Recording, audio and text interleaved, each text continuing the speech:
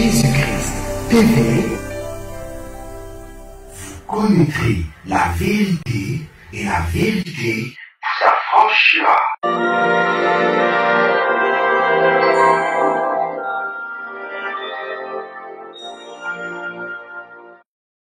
Nous terminons par le 7e avertissement et la 7e église.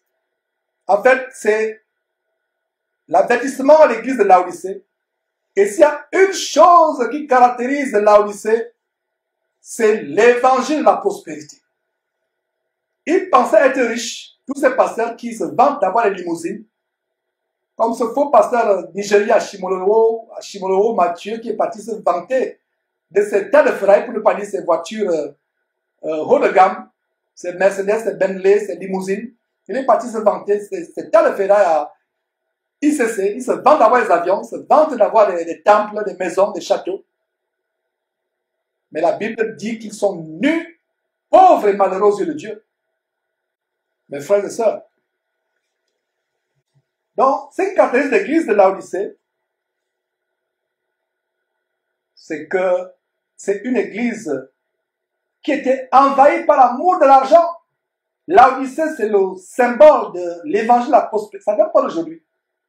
Il n'y a rien de nouveau sur le soleil. Ce que nous voyons aujourd'hui a existé. Au 1er siècle, il y avait déjà l'évangile de la prospérité, l'évangile diabolique de la prospérité, l'amour de l'argent. L'amour de l'argent, les richesses du monde, la course effrénée. Au point, quand vous êtes pauvre, c'est que vous péchez. C'est que vous n'êtes pas avec Dieu. Incroyable. Verset 14, terminons par là. Écrit à l'ange de l'église de Laodicée. Voici ce que dit l'Amen, le témoin fidèle et véritable, le commencement de la création de Dieu. Voilà, le commencement de la création de Dieu. Jésus-Christ est le commencement de la création de Dieu. Regardez ce verset qui vous montre que Jésus-Christ n'est pas Dieu en même temps, Fils et Père en même temps. Jésus-Christ est le Fils de Dieu, bien qu'étant revêtu de toute la divinité de Dieu, la puissance de Dieu. Il dit bien quoi? Voici ce que dit l'Amen, le témoin fidèle et véritable, le commencement de la création de Dieu, c'est Jésus-Christ. Le premier de toute la création, dit la Bible, dit la Bible. Verset 15, je connais tes œuvres, je sais que tu n'es ni froid ni bouillant. Puisses-tu être froid ou bouillant? Dieu a besoin des chrétiens qui sont en feu pour l'évangile, des chrétiens qui sont en feu pour son Fils Jésus-Christ. On a vu le premier avertissement, ceux qui ont abandonné le premier amour. Ça rejoint l'avertissement à l'église de Laodicée. Nous devons être bouillonnants en feu pour Jésus-Christ. Jour après jour. Le feu pour Jésus-Christ doit aller grandissant. Le feu qu'on avait pour Jésus-Christ hier doit être plus embrasé, plus intense. Aujourd'hui et demain encore, jour après jour, plus grandissant. Voilà mes frères et sœurs. Verset 16. Ainsi, parce que tu es tiède et que tu n'es ni froid ni bouillant, je te vomirai de ma bouche. Voilà qu'on a un bon verset pour démolir et renverser cette doctrine diabolique de une fois sauvé, sauvé pour toujours. Il y a des chrétiens qui pensent qu'une fois que tu es sauvé, rien ne peut plus t'arriver. Tu peux pécher, retourner dans la vie passée. Une fois que tu as récité la prière de la conversion de Romains chapitre 10, verset 9, tu as confessé, accepté Jésus-Christ, tu ne peux plus rien perdre. Je me demande si la Bible n'a pas ce verset. Ce verset 16 qui dit que ainsi, parce que tu es tiède et que tu n'es ni froid ni bouillant, je te vomirai de ma bouche. Imaginez-vous que vous avez quelque chose qui vous cale au travers de la gorge. Vous mangez un bon poisson et une arête par mégate bloque au travers de votre gorge, vous avez réussi de la faire sortir. Qu'est-ce que vous faites? Vous la crachez. Jésus-Christ vomira ceux qui ne sont ni tièdes ni bouillants. Et c'est un terrible avertissement pour nous tous. Puis cet enseignement d'aujourd'hui nous challenger, nous secouer, afin de nous permettre d'être bouillonnants. Verset 17. Parce que tu dis, je suis riche, je me suis enrichi, je n'ai besoin de rien. Et parce que tu ne sais pas que tu es malheureux, misérable, pauvre, aveugle et nu. Ces gens ne savent pas qu'ils sont aveugles. Regardez Maslow Tchinassi. Cet homme qui a l'apparence de piété, mais un véritable sataniste kabbaliste, qui se moque de sa domestique, de sa femme de ménage, disant qu'elle est une poule pondeuse. Ils pensent qu'ils sont riches. Et en fait, quelle affaire ont-ils mis sur pied pour être riches? N'est-ce pas l'escroquerie qui les rend soi-disant riches? N'est-ce pas la spoliation des pauvres dans leur camp de concentration qui les rend riches? Mais regardez comment ils se vantent. Il n'y a rien de nouveau sous le soleil. Regardez comment quelqu'un se vante devant le Seigneur. Qu'est-ce qu'il dit au verset 17? Il dit quoi au Seigneur? Parce que tu dis, je suis riche, je me suis enrichi. Ils sont enrichis avec l'escroquerie spirituelle. Et je n'ai besoin de rien. Et parce que tu ne sais pas que tu es malheureux, misérable, pauvre, aveugle et nu. Regardez ce qualificatif terrifiant. Ces faux pasteurs qui pensent qu'ils sont riches, ces apôtres de l'évangile diabolique de la prospérité, ces agents de Satan, qui vous amènent à vous attacher aux richesses de la terre, ne savent pas qu'ils sont comment? Malheureux. Regardez leur maison avec les femmes remplies d'esprit d'Isabelle. C'est des maisons misérables. On a reçu des témoignages, comment il y a des bagarres entre ces faux pasteurs que nous dénonçons et leurs femmes. Il y a des bagarres, ils sont misérables. Ils trompent la femme aujourd'hui, demain la femme aussi trompe avec quelqu'un même de l'église de la chorale. Ils sont malheureux, misérables. Vous ne pouvez pas être heureux si vous vous amusez avec les commandements de Dieu.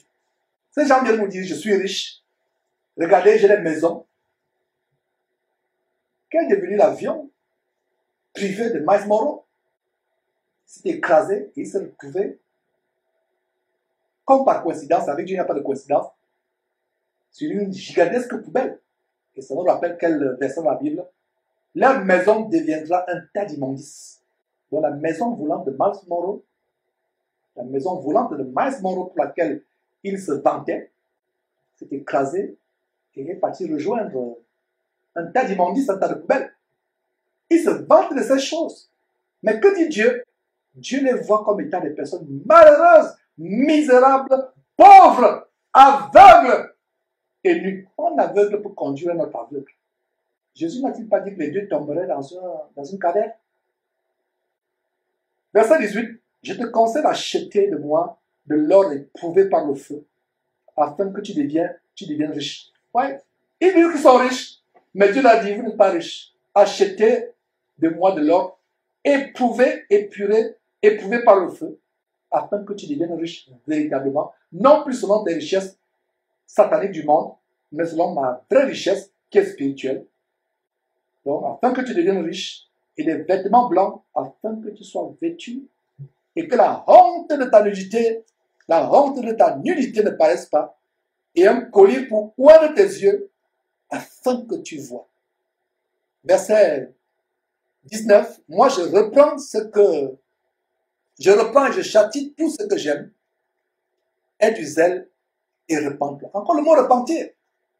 Regarde l'amour du Seigneur, il dit quoi? Je reprends et je châtie tout ce que j'aime.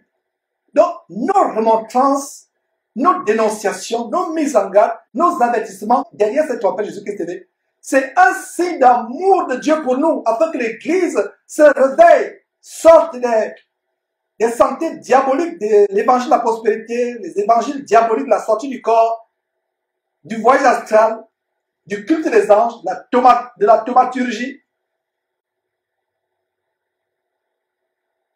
Repends-toi, repends-toi. Voici, je me tiens à la porte et je frappe.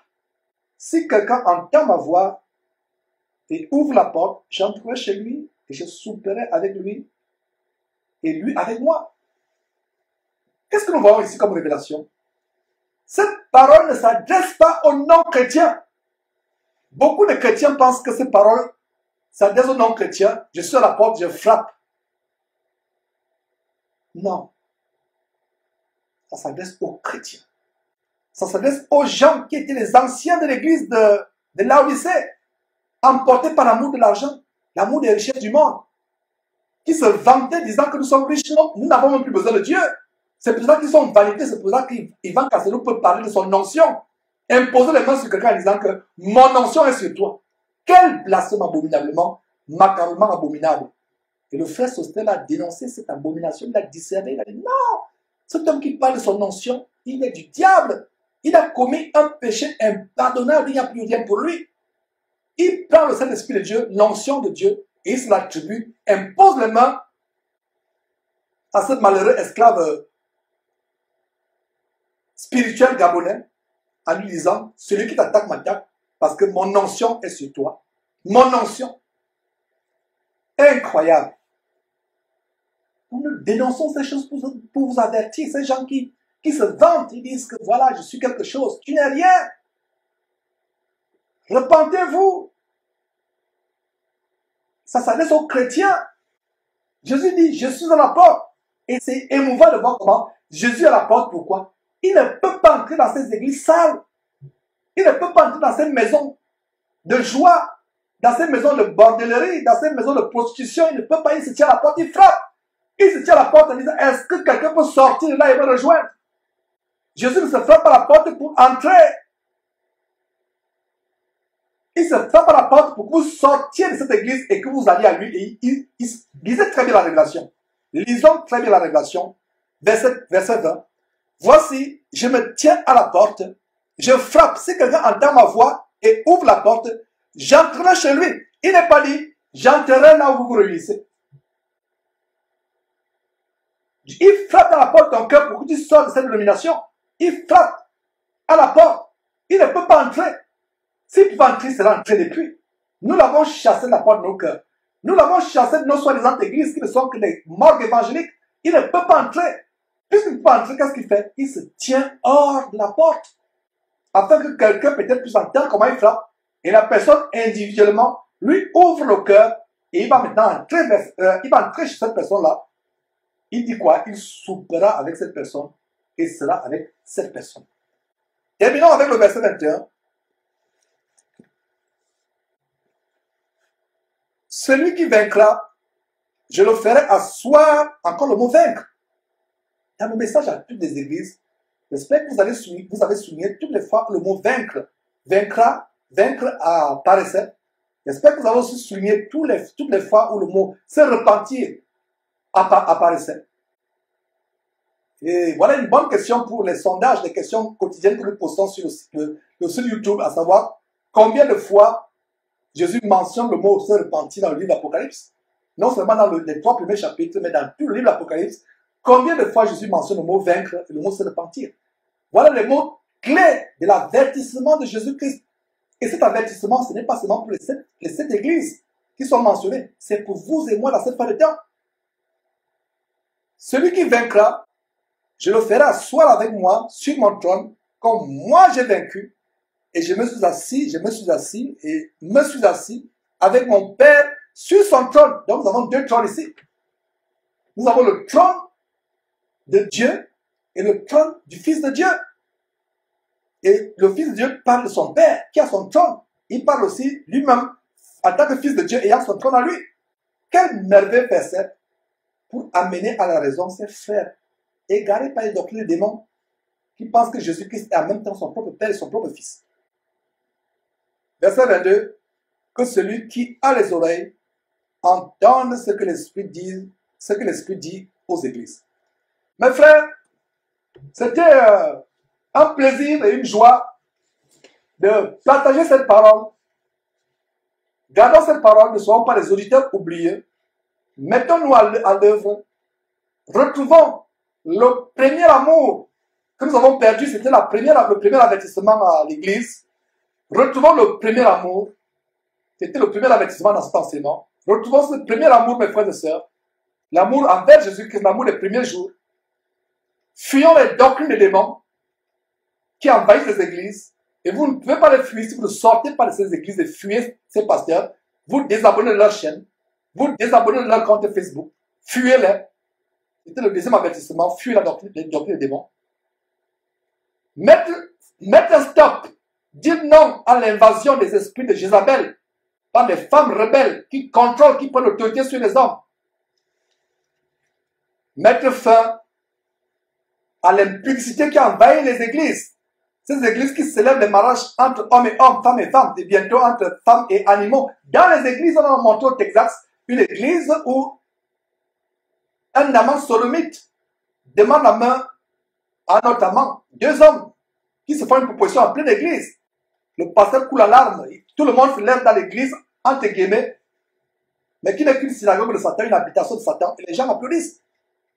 Donc, mettre fin à l'évasion de l'impudicité, l'arme numéro 1 dans cette fin de temps de Satan, c'est le sexe, l'impudicité généralisée, le sexe avant le mariage, le sexe hors mariage. Jeune fille, préserve-toi pour ton mari. Jeune homme, préserve-toi pour ta future femme. Pas de relation hors mariage, pas d'adultère. Même l'adultère, selon Jésus, qu'est-ce qui consiste seulement à regarder une femme sur Facebook, sur Internet, sur Facebook, sur YouTube, et la convoiter. Fuyez ces choses. C'était notre avertissement. L'avertissement par rapport à l'évangile diabolique, la prospérité, l'amour de l'argent. L'évangile de Laodicée, l'évangile laodicéen de Laodicée. L'amour de l'argent, l'amour des choses du monde.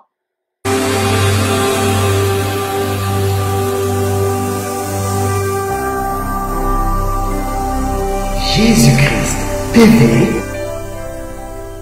vous connaîtrez la vérité et la vérité vous affranchira.